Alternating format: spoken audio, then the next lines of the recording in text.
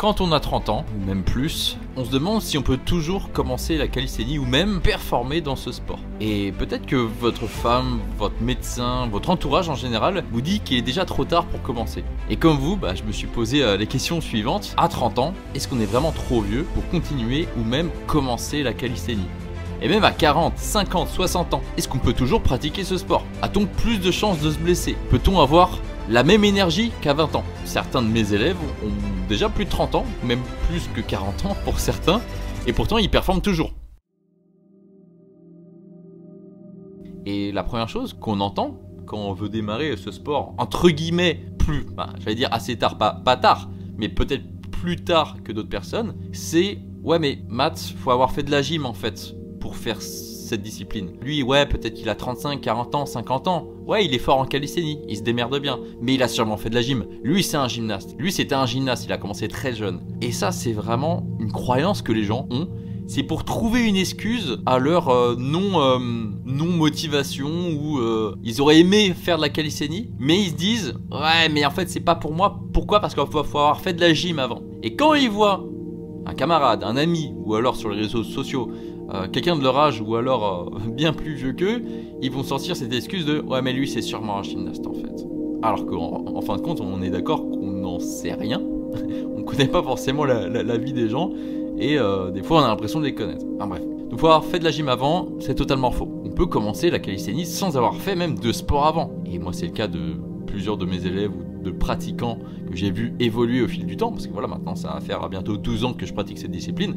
Donc des pratiquants, j'en ai rencontré des centaines, voire des milliers, et en vrai, la plupart quand même ne faisaient même pas de sport avant. Certains étaient même en surpoids avant, certains jouaient juste aux jeux vidéo toute la journée dans leur canapé, ils bougeaient pas. Donc voilà, on n'est pas obligé de faire un autre sport avant. Une deuxième idée reçue, et ça on nous le dit souvent, c'est « Ouais mais tu vas te blesser. Non mais commence pas ce sport à cet âge-là, tu vas te blesser, c'est trop dangereux, c'est trop dangereux, tu vas te faire mal. » Alors, oui, c'est du sport en fait.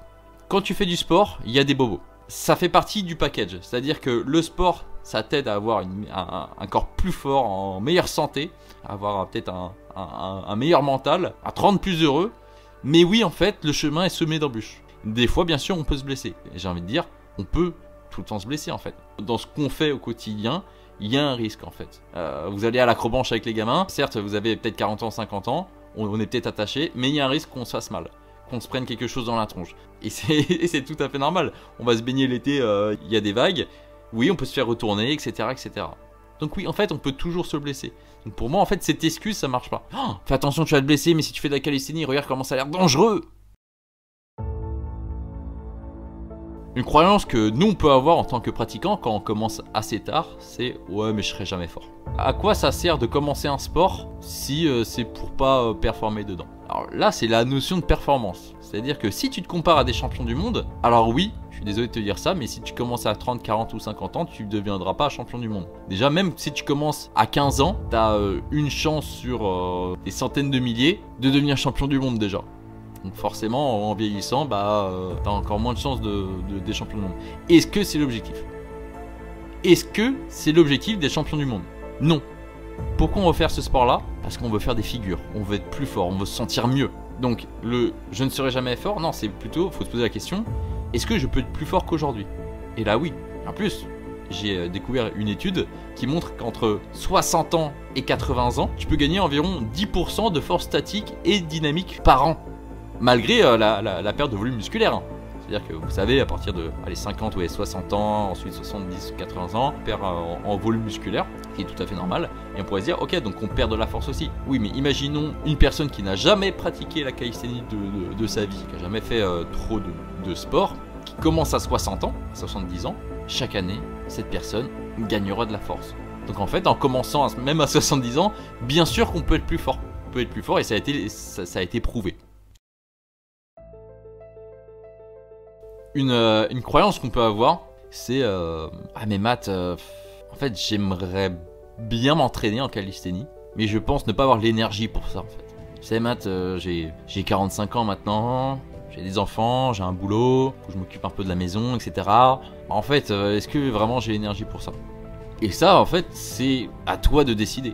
C'est-à-dire que on a tous une barre d'énergie dans notre journée. On se réveille, on va dire qu'on est à 100%. Okay, et il y a de l'énergie qui part dans notre travail, dans s'occuper de ceci, cela en fait, avec les enfants, avec la famille, avec ma femme, etc. Et on a toujours un reste d'énergie, plus pour, on va dire, les activités personnelles. Qu'est-ce que tu fais justement de cette énergie, de ce temps-là aussi, bien sûr? Parce que ça, oui, la croyance qu'on peut avoir, c'est ouais, mais j'ai pas le temps. J'ai pas le temps de faire de sport. Pourquoi certains ont le temps de faire du sport toute leur vie en fait? Peut-être parce qu'ils gèrent juste mieux leur temps. En fait, c'est juste prioriser les choses. C'est pas Matt, j'ai pas le temps pour ça ou j'ai pas l'énergie pour ça. C'est je ne priorise pas ce côté-là. C'est toi qui décides où va ton énergie, on est d'accord. C'est toi qui décides des fois de faire des heures supplémentaires au taf. Ton patron il te propose, il peut rester plus tard ce soir parce qu'il y a tel ou tel projet machin. Ok, oui. Mais c'est toi qui décides. Juste parce que t'es attiré par telle ressource, qui est là, l'argent. Tu peux être attiré par une autre source quand il suffit de faire autre chose.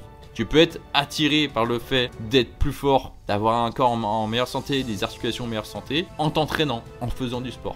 Donc c'est un choix perso. Donc c'est à vous de décider. Il n'y a pas de « non mais j'ai pas d'énergie pour ça ». Tu peux toujours avoir de l'énergie pour faire quelque chose. Quand en fait votre patron vous dit si vous bossez ce jour-là, vous pouvez être payé double, bah là on a de l'énergie en fait pour aller bosser ce jour-là. Parce que c'est une priorité pour nous de gagner x2 ce jour-là. Vraiment, et de la volonté, pas forcément de la passion, mais de l'envie, de la volonté, de l'envie, vous pouvez mettre votre énergie là-dedans. Ça c'est pour parler un petit peu voilà, des idées reçues, des croyances qu'on peut avoir. Oui, non mais il faut avoir fait du sport avant.